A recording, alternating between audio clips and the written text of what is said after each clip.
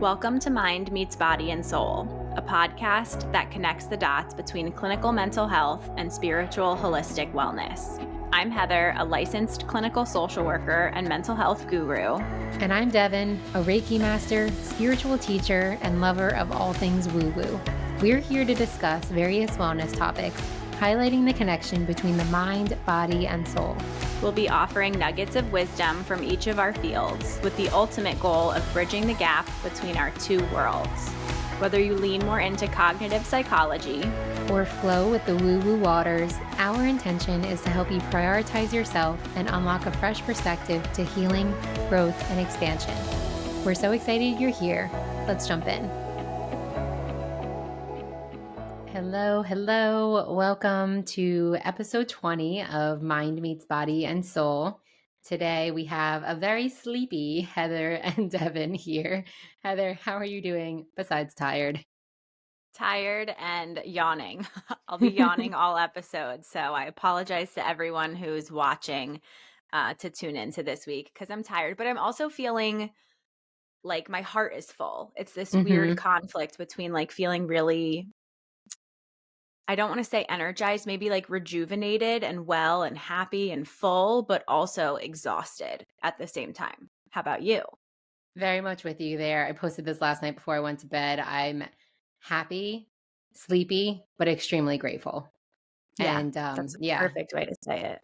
Yeah. So before we get into that and why we are so sleepy but happy and grateful, we have congratulations in order for you. Fun announcement. Take it away. Yes, I landed my second corporate therapy contract with a company in Philadelphia. So we're expanding the branch of our group practice, or Growing Mindset Therapy is growing in that like we're offering more corporate therapy services. So I'm really, really excited to see what comes of this and where this all goes. So if anybody's interested in learning more about corporate therapy, I know a lady.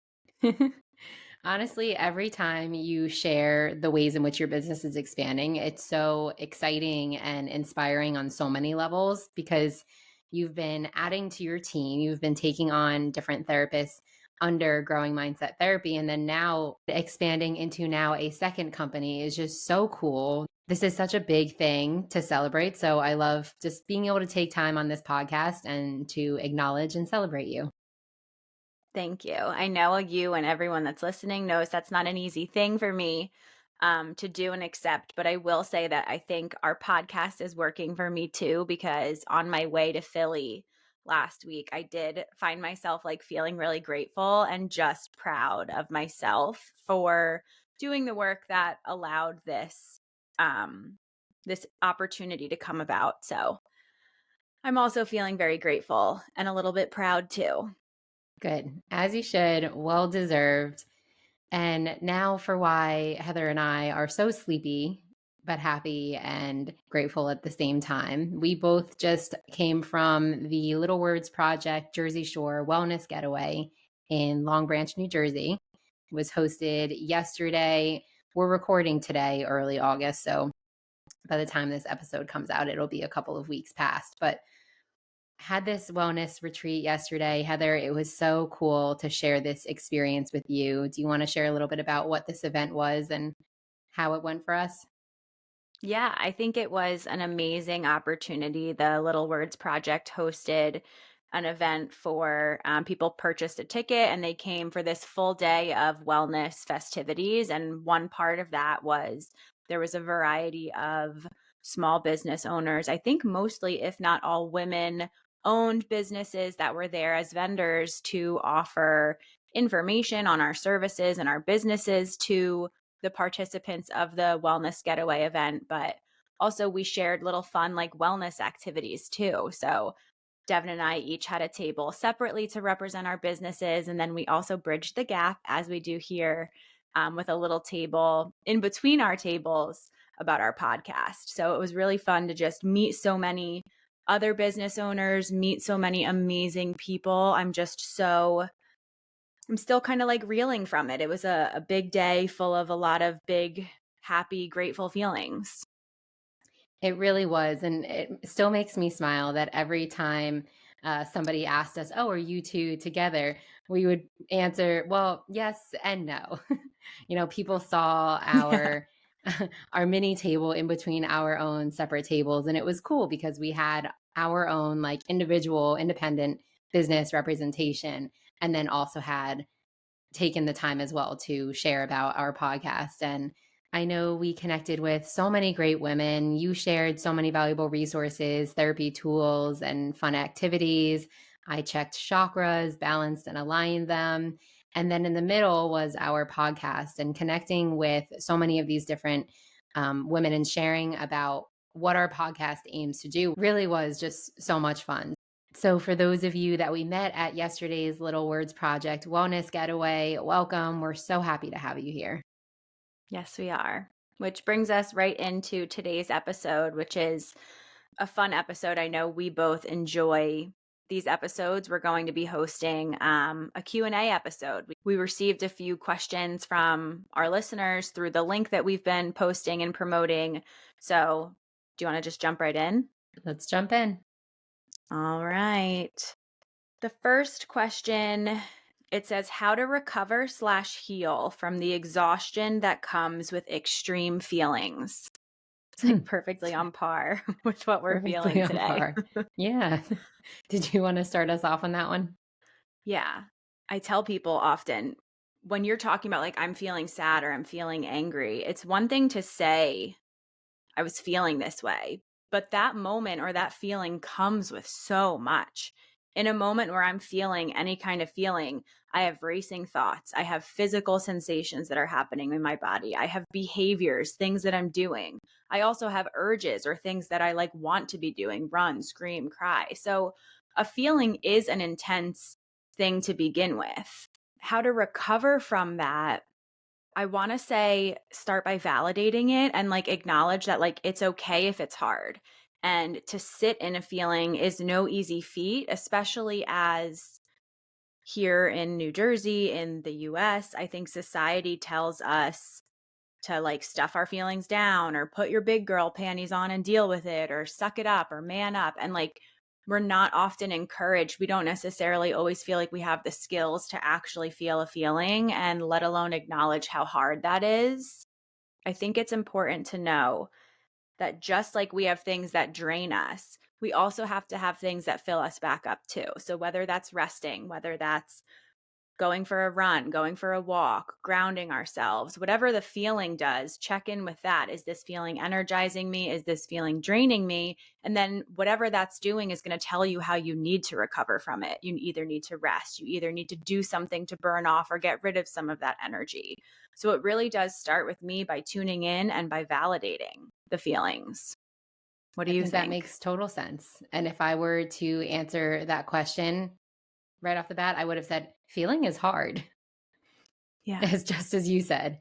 And I love that you offered that reminder to like give ourselves permission to accept that that is hard. It is hard to feel. And also that permission to take rest when you need it. Because I find that that's a big thing is like people need that reminder that like it's okay. It's actually encouraged and it's really important for you to rest. And with anything extreme is going to come a need for rest and recuperation.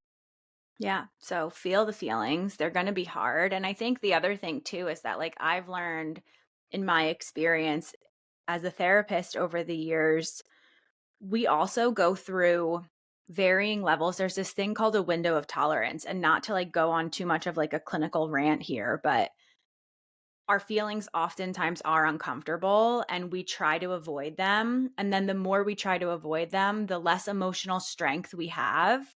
That's where our window of tolerance gets a little bit smaller. So this person said that like they're having extreme feelings without knowing anything about this person or who they are.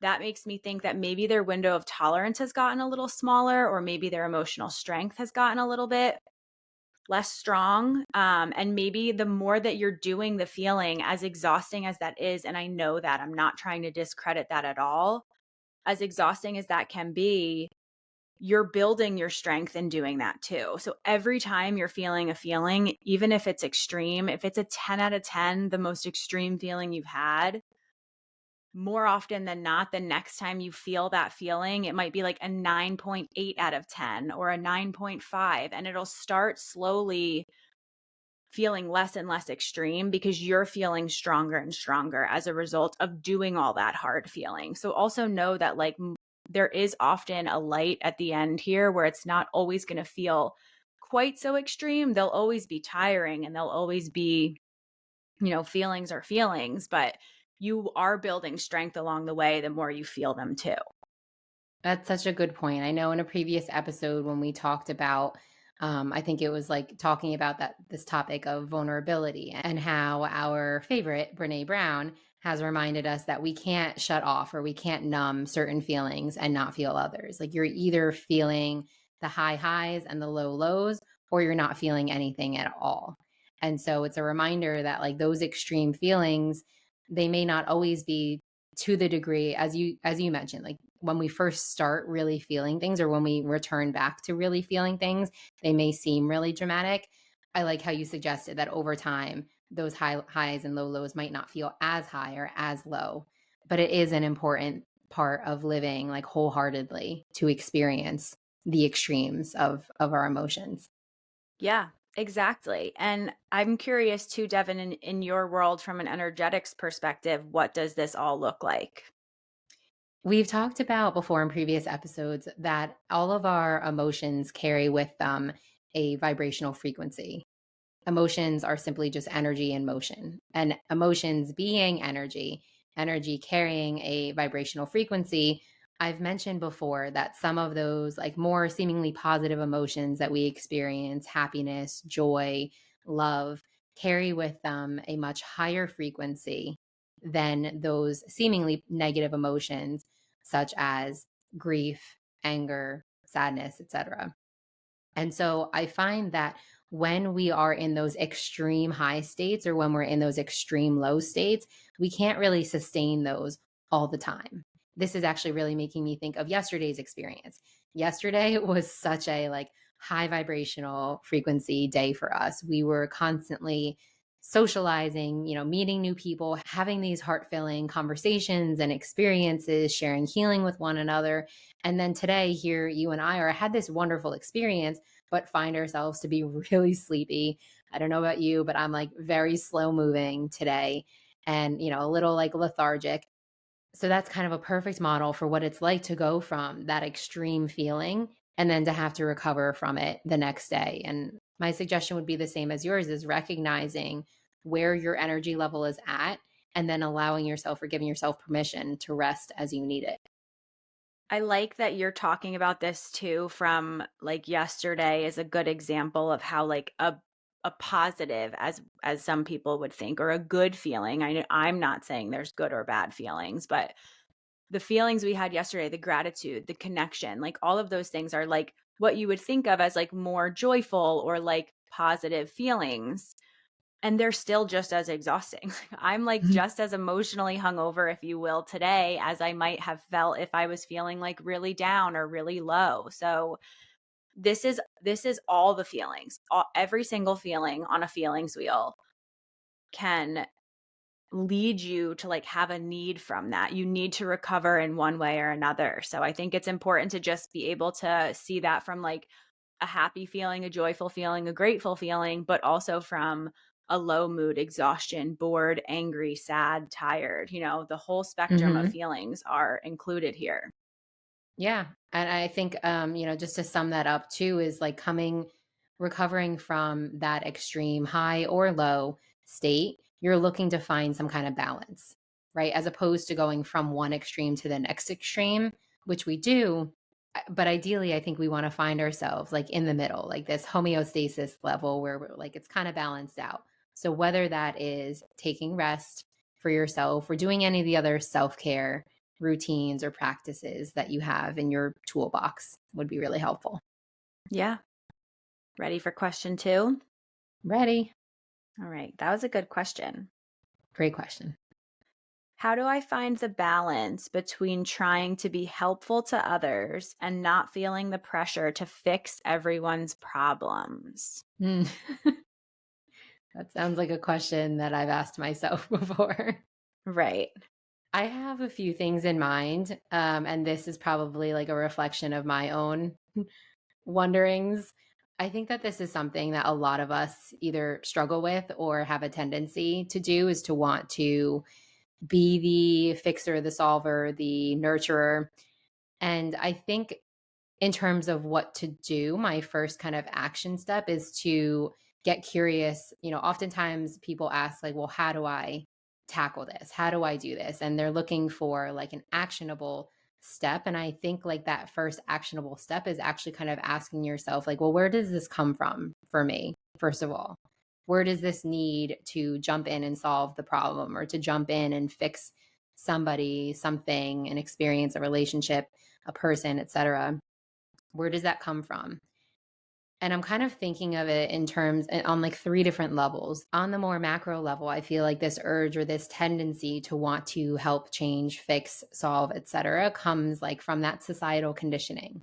I know at least in the United States too, we are rewarded for showing up 100%, working, working, working, always being there, always giving our all.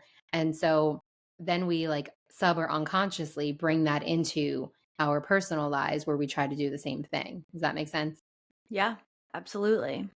And then I think we have like, bringing that in a little bit further, where that question of like, well, where does this come from, is like looking then at the ways that our family, friends, community also handles or also behaves around one another. Like, do you have a parent figure that's always jumping in to solve a problem, or that always wants to take care? So on the macro level, I think it's about taking all the ways in which that like need to solve, fix, change, nurture is modeled to us, or the expectations that are held for us. And then I think on another level, like coming more to that like micro level, there's two parts to this. In the conversation that you and I shared, getting to know your podcast host, we spoke a lot about your astrology, and how your big three signs are like all signs pointing towards you being a nurturer, towards you wanting to help restore order, bring balance to people, to their relationships. And so there's a part of us that's like innate, like this inherent sense or tendency to want to help, and to want to nurture. That's a good point. And that's part of what my response was going to be too, is that like this person said, like, how do I not feel the pressure? I think you're going to feel the pressure. Like if you're a person that cares about the well-being and the needs of others, you're going to feel that pressure and you're going to care. And part of that comes from your family. Some of that comes from society. Some of that comes from like at birth your natal chart and your astrology sign and your human design type, like all of these different factors. So there's a lot of things I'm hearing that you're saying that are resonating with me too. Yeah, thank you. I'm glad to hear that. And then the last piece of that I was thinking of before I turn the question to you is the more difficult or the more unpopular practice of asking yourself, where did this come from?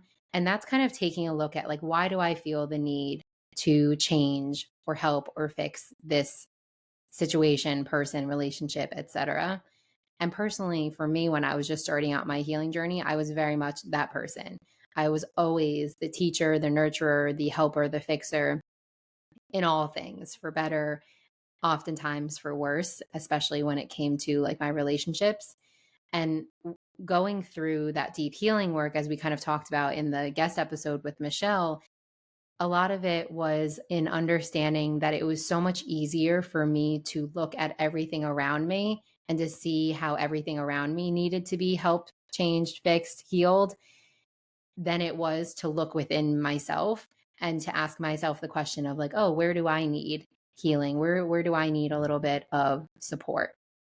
And so that would be kind of that third piece, like on that very micro level, like really going inwards as well.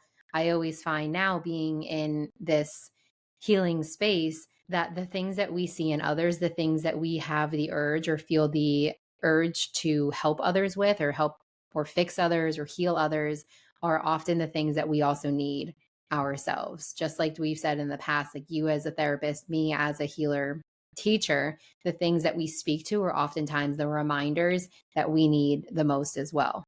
So when it comes to answering this question, like going through this practice of asking yourself, where did this come from? Not in a derogatory way, but just in a curious way. Like, where did this come from? I think that we can find a lot about ourselves to kind of get to the root of it all. I like that you incorporated the macro, micro levels. Like that speaks to me, that speaks to what I know in my world too. I think that there's a lot of different parts to this answer, and it's more complicated than just saying like this is how you find the balance here. It's looking large, it's looking small, it's looking inward. So there's so many different layers for sure.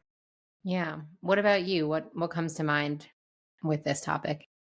I have two thoughts that come to mind in reading this question. One is I remember when I graduated, I think from grad school, I remember reading this quote and it said, like, she needed a hero. So that's what she became. And that's what's like coming to mind reading this question is that there's probably, again, without knowing, because these are all anonymous questions, without knowing anything about this person, I think seeing people struggle, seeing people have a hard time, seeing people go through a problem probably stirs something up for this person. You, whoever this is, or anyone that experiences this, have a big heart and you're a caring person. And the more you care, the more you care. So the more pressure you're going to feel to want to fix this for them. So I think just like acknowledging what's coming up for you, like you said, Devin, and trying to figure out where is this coming from for me.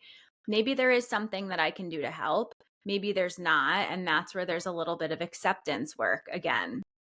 Beautiful. Yeah. And I think that's a great reminder too, is like it's coming from a well-intentioned place. Which kind of is a segue into part two of my response is just like they say, it's so cliche, but just like they say on the airplanes, you have to put your own oxygen mask on first before helping anybody else. So I think the balance comes from accepting and acknowledging that, like, the best way for me actually to show up for someone else is to start by taking care of myself and acknowledging that I might not be able to fix all of the things for you, especially if I have unfixed stuff myself.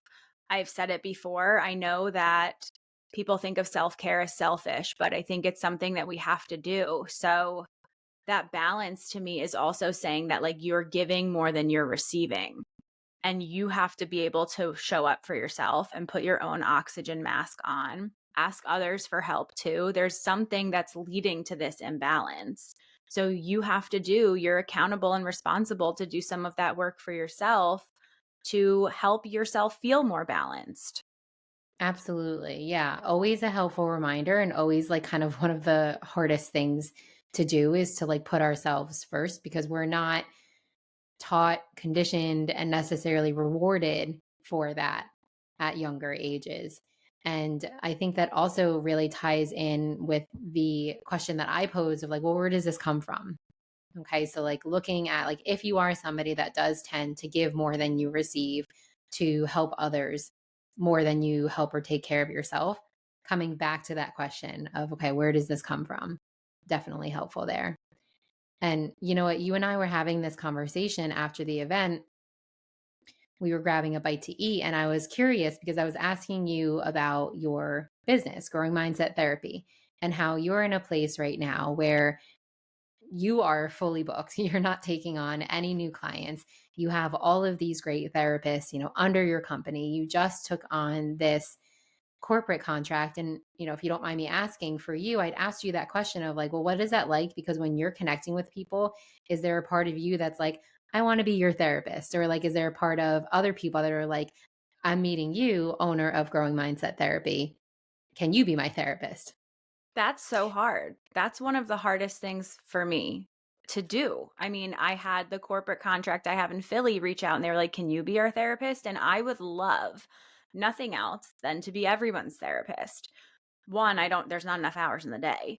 But two, like, then I'm not going to be able to be a wife to my husband and a sister and a daughter and a friend. I think in starting my business, that had to become, in order to grow it into what it is today, I had to really prioritize that and other things in my life, not because I didn't love them, but because of the energy I was pouring into my business. A lot of other things in my life took a back seat for a time being. And I had a lot of grief there. I had a lot of feelings about that. That's really hard. I would love nothing more than to be everything for everyone.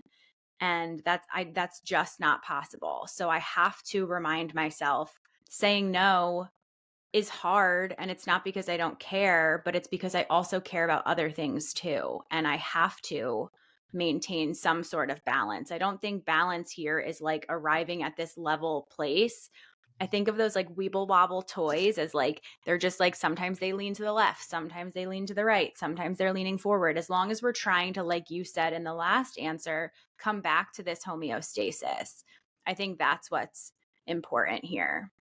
Yeah, thank you for answering that. I'm sorry, I didn't mean to put you on spot like that, but I just felt like our conversation about it yesterday was like perfectly timed for this question that we received. And similarly for me too, and I know that we've talked about this, like sometimes when people come to us, like we have the natural tendency to want to solve all of their problems and to be with them from the very start to the very end. Like if I could work with some clients for the rest of their life, like that would probably make me feel happy in some way because I want to be there for the journey. I want to be celebrating, supporting them the whole way through. And that's just not how it's going to go more often than not. And for good reason too, because as you said, like you can't be everything for everyone, no matter how much you want to. And that's coming back to that natural like tendency or that desire to just be a helpful, nurturing, supportive person. That part of you is never going to change. And it's a lot of acknowledging and accepting that you cannot be everything for everyone, be everywhere for everyone, and that, you are number one priority in your life. Yeah. And it's an uncomfortable thing. I mean, this person clearly cares. So I think it's also just spending a little bit of time like validating that too. That, like you said, Devin, like your intention here is only good, is only pure. And that makes this even harder. So know that like that's okay too. That's real and very valid. Yes. Another beautiful question. Hmm. And we just have one more. So this person says, I've been catching up on the podcast and I'm loving it. I've tried to find my own human design type, but I don't know my birth time because I'm adopted. Hmm. So the question is about birth time or is it about human design chart? I think it's about human design type, but how to find it if you don't know your birth time? Got it. Yeah. So this one's a big one too for those, because there are many of us, whether you were adopted or not, there are many of us who just don't know, don't have record or, somebody to turn to ask about birth time. So to answer the question about like, can I find my chart without my birth time? That answer is no, because you do need your birth time to access your human design chart. And also similarly in astrology, with astrology, you can find out your sun sign and your moon sign. But if you're looking for your ascendant, your rising sign, and really to put all the pieces of the puzzle together, you do need your birth time as well, which is challenging. However, there is a solution for that. And listeners, you're just going to have to bear with me here. But when I was going through this, when I was exploring astrology, I did feel like it was inaccessible to me or not fully accessible to me because I didn't have that birth time. And I remember listening to my astrologer now, Maddie Murphy. I was listening to her podcast where she had on there renowned astrologer Deborah Silverman. And after listening to that podcast episode, I reached out to Deborah's team to see if there was any way that I could find out my rising or ascendant sign without having my birth time. And to my surprise, her team referred me to their chart rectification specialist. So there is such a role as a chart rectification specialist. And when it comes to astrology, when it comes to your birth time, there is record of where every single planet, star, whatever is in any given moment. So in this chart rectification session, I was asked for big milestones that have occurred in my life and where they occurred, a specific date or at least time frame of date, and then the area in which I was. So for example, like entered my first relationship in this month, year, and in this place. Graduated from college in this month, year, and specific place in the world. And then there's a computerized system I don't know how it works, but I know that it's a, computerized system. So it's not like somebody's just making it up, where you're plugging in all this different information, and out comes a number of suggested birth times. The results for me came out at 80% accuracy. There were two different results that came out that could possibly be my suggested birth times. And again, it may not be down to the very minute. However, it's at least a great estimate, because every few minutes the planets are shifting into different degrees and different signs and whatnot. So may not have an exact minute, but with 80% accuracy, I was able to kind of narrow down the choices for my rising sign, my ascendant sign, down to two different signs. The astrologer at the time read the information, or read what it would be like to have that rising sign for that birth time. And right away, there was one Virgo rising that I was like, yeah, absolutely, that is me.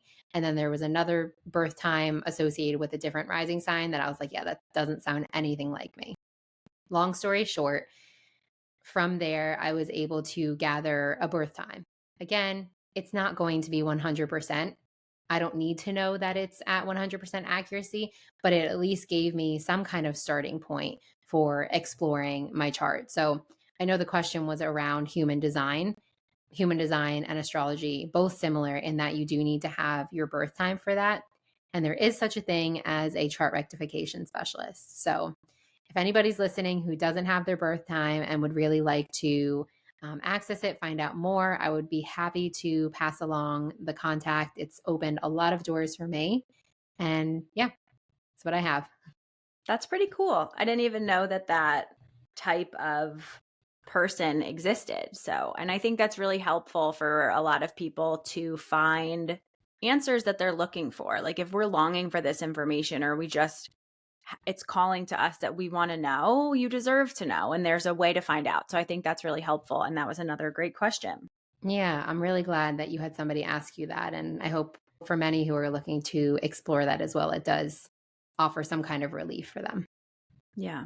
And along the topic of human design too, I'm happy to share that we are looking forward to bringing on my human design coach, Cynthia, into a future guest episode. So stay tuned for all of the wisdom that she has to share with us. I'm very excited for that. And I think this was another really fun episode. I love bringing in these Q&A episodes because I think it gives us the opportunity to hear from our listeners and speak directly to you and some of the things that are happening in your life. So thank you for all who submitted questions. We appreciate every single one that we received. Thanks, Devin, for tuning in to another episode and sharing such insight and making it through. We made it to the end. So I don't think I yawned that much, which was good. No, I think we did pretty well with that. So another episode down. Always love answering our listener questions like this. If you have any other questions upon listening to this episode or after any episode, know that we have in our highlights in our Mind Meets Body and Soul Instagram the link for posting questions. Or if you're not on Instagram, feel free to shoot us an email, mindmeetsbodyandsoul@gmail.com. Awesome. Thanks, everybody. We'll see you next week. Bye. See you next week. Bye. We are so glad that you took the time to share this space with us.